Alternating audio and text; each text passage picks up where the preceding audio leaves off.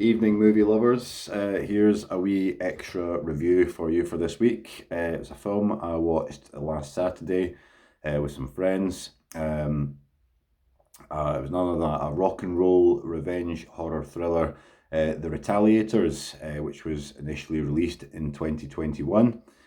It made it into UK cinemas last year, very briefly. I didn't see it then. I watched it on Saturday.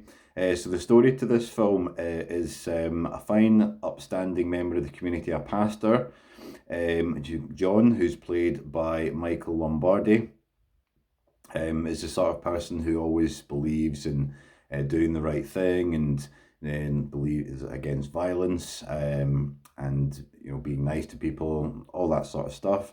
However, his daughter is murdered brutally after she witnesses one of those wrong place, wrong time type of things, where she witnesses something and is chased, and is murdered. And so the pastor John seeks revenge on the on the person who done it. He enlists help of a detective played by Mark Menchaca, who you may know from Ozark.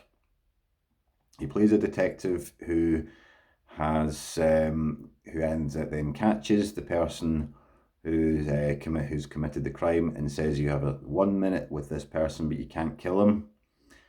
So does John, played by Michael Lombardi,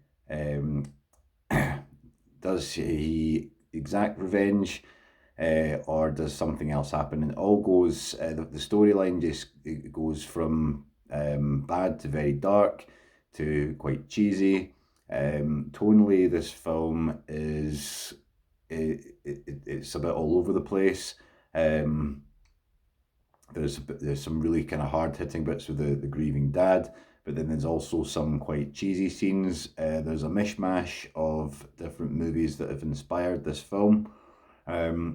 It sort of goes from a revenge film to sort of a kind of gangster film. The person who murders his daughter, Raman Kady, who's played by Joseph Gatt, you may know him from Banshee,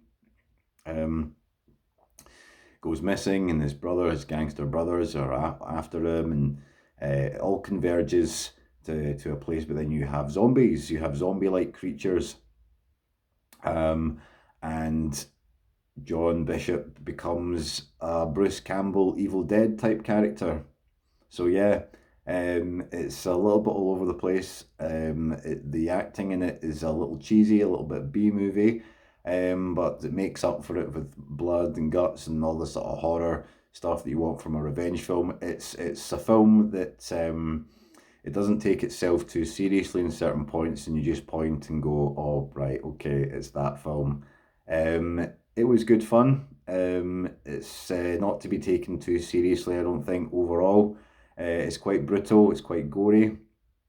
It's quite it's a different sort of take on the revenge thriller. Quite twisted. But yeah, I quite enjoyed it. I don't think it's certainly not an award winner by any means, far from it. But it's more my kind of film.